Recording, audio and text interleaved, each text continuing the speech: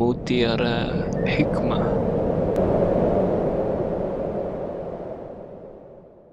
Ihdhar at-tasaddur qabla at-ta'ahul. Hindari at-tasaddur. At-tasaddur itu menampakkan diri, yakni mendeklarasikan diri bahwasanya dia itu seorang alim, bahwasanya dia itu orang yang pinter, dia itu menguasai ilmu ini, menguasai ilmu itu, padahal qabla at-ta'ahul, sebelum dia benar-benar memiliki keahlian. Tasaddur itu ya akhwan bisa jadi dengan ngajar. Tasaddur itu bisa jadi dengan nulis buku. Tasaddur itu bisa jadi dengan berfatwa. Tasaddur itu bisa jadi dengan yang lain. Dia kalau sudah berani ngajar, berarti di hadapan orang-orang ustadz itu pinter, ngomongnya penak, jadi nerangkannya bagus. Kalau sudah berani nulis buku, maka dia sudah dianggap alim. Apalagi berani berfatwa, apalagi sampai berani berfatwa, buka forum tanya jawab, mau di dunia nyata maupun di dunia maya, maupun di dunia maya. Itu namanya at-tasaddur qabla at-ta'ahul. At-tasaddur qabla at-ta'ahul huwa afatun fil ilmi wal amal. Ini adalah cacat dalam ilmu dan di dalam amal. Waqad qil, dan pernah dikatakan, man tasaddara qabla awanihi faqad tasadda lihawani.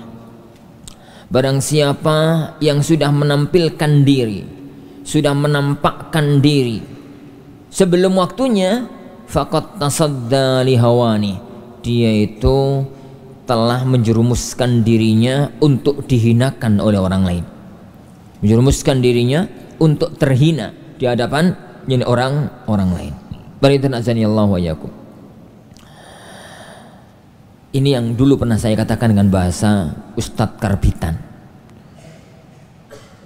Jadi sebenarnya dia itu belum matang, kawan.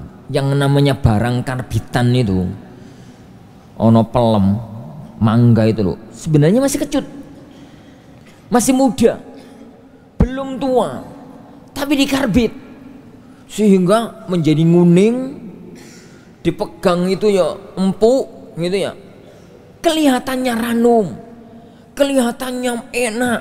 Begitu dibuka dimakan, kecutnya masya Allah, ini ingin mati saking kecutnya.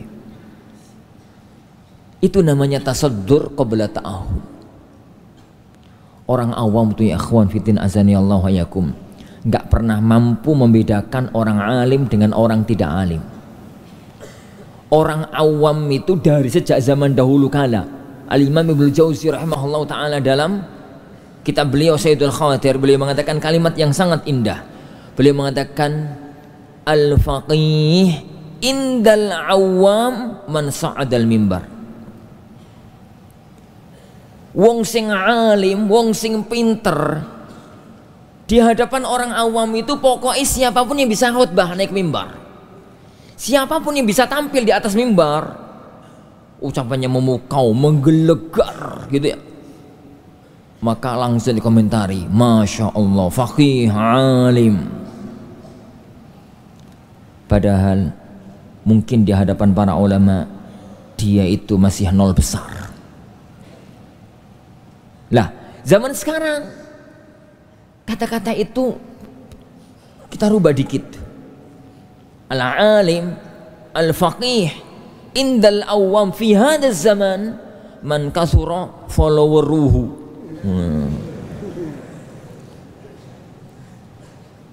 Orang alim, orang faqih di zaman ini orang yang memiliki banyak followernya, memiliki banyak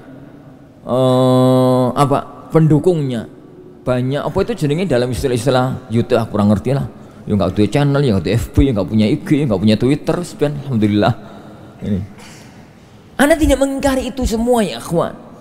Tapi ingat, fitnah diagung-agungkan oleh orang awam. Kemampuan retorika kata itu gawan bayi. Ada orang bodoh tapi kalau ngomong itu memikat. Ada orang bodoh tapi dia persiapan gitu ya, kalau ceramah itu Masya Allah menggelegar. Tapi betapa banyak orang alim ceramah itu membuat orang tidur. Ngajar itu 99,9% tidur.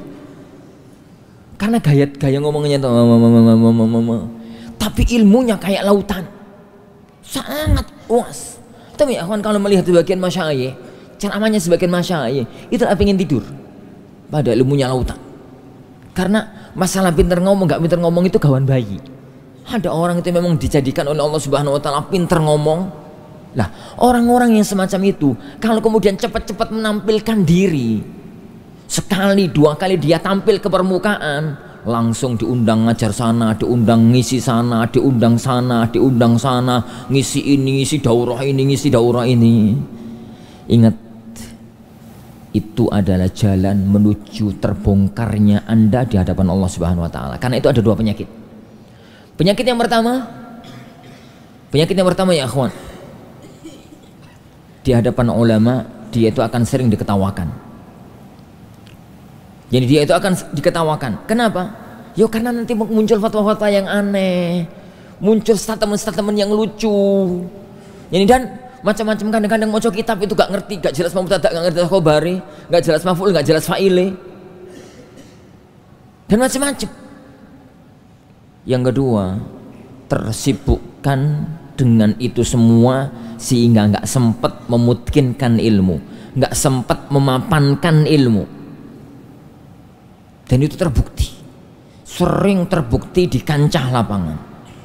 Oleh karena itu, ya, mapankanlah ilmu, kokohkanlah ilmu. Kalau pada zaman dahulu orang itu nggak berhak untuk berfatwa, nggak berhak untuk ngajar, kecuali direkomendasikan oleh para ulama di zamannya bahwasanya fulan ini sudah siap untuk ngajar, fulan ini sudah siap untuk itu. Lah begitu juga ya akhwan kita. Kalau sekarang itu standarnya mungkin lulusan lah. Lah lulusan itu pun Anda tahu diri, kita itu tahu diri bahwasanya kalau memang itu kita itu adalah jurusannya itu jurusan fikih atau jurusannya jurusan akidah, jurusannya jurusan ini, jurusannya jurusan itu, maka jangan keluar dari konteks yang kita miliki, kecuali kalau memang kita menguasai ilmu tersebut. Kalau kemudian ada di antara antum yang mengatakan, "Ustaz, bagaimana dengan balighu anni walau ayah?" Hadis itu nggak ada yang salah. Balighu anni walau ayah, sampaikan dariku walaupun satu ayat. Apa maknanya? Jadi misalkan antum pulang ya kawan, antum pulang, kemudian sampai di rumah, kemudian namanya anak pesantren disuruh ngajar, disuruh ngisi kulutum, disuruh khutbah, silahkan sampaikan ilmu yang didapat. Seandainya Arba'in Nawawi itu misalkan pada waktu liburan besok masih dapat 5, misal ya kawan, dapat 5, dan qadarullah antum itu kalau ngajar tuh enak, memang gayai, memang orangnya itu retorikanya bagus. Ngajar hadis pertama mantap, Masya Allah, rawi hadis, fawaid, masail, mantap. Hadis yang kedua, hadis ketiga, hadis keempat, hadis kelima, setelah itu katakan sama jamaah apa, ilmu saya baru sampai hadis yang kelima, hadis keenamnya tahun depan. Jangan paksakan diri untuk nerobos batas yang kita belum memilikinya. Dan itu penyakitnya orang itu ya Juan, sudah kadung diustadkan sebelum waktunya. Sudah kadung diustadkan sebelum waktunya. Kenapa? Penyakitnya orang itu hubul zuhur, senang dimuliakan, senang diagungkan, senang dihormati, dan itu dia akan berusaha sekuat tenaga untuk menampakkan diri dia itu sudah menguasai Arba'in Nawawi, padahal ilmunya masih sampai pada level hadis yang ke-6 atau hadis yang ke-5. Apalagi sampai masalah istimbat. Orang itu ya kawan bisa istimbatul ahkam, jadi menampakkan satu hukum dari sebuah dalil. Itu kalau ilmu usul fikihnya mapan, kalau ilmu qawaid fikihnya mapan. Yang bisa kita lakukan kalau memang antum itu levelnya masih menukil fatwa, nukillah fatwa. Jangan kalau kasus ini Pak, menurut hemat saya, sampean sinten Mas? Siapa Anda sampai berani mengatakan menurut hemat saya? Karena lafaz menurut hemat saya berarti antum itu yang menelaah kasus dan antum itu yang menelaah dalil, lalu menggabungkan antara keduanya menjadi satu barisan, menjadi satu ungkapan. dalam hemat saya. Dan itu yang sangat berbahaya dari apa yang beliau sebutkan di sini, at-tasadduru qabla ta'ahul. Yani at-tasaddur qabla ta'ahul, sudah menampilkan diri, menampakkan diri sebelum waktunya. Jadi biarkanlah ya akhwan, yang menyuruh kita, yang meminta kita, yani untuk tampil itu asatidzah kita. Yang merekomendasikan antum ya sudah waktunya untuk buat majelis ta'lim, antum sudah waktunya untuk itu, antum sudah waktunya itu asatidzah kita. Jangan biarkan orang awam yang menggiring diri kita, yang menggiring jadi diri kita. Kenapa? Karena orang-orang awam ngertinya itu, kata Ibnu Jauzi tadi, al-faqih man sa'adal mimbar. Orang faqih itu adalah orang yang bisa untuk sudah bisa untuk naik mimbar. Wallahu yani alam.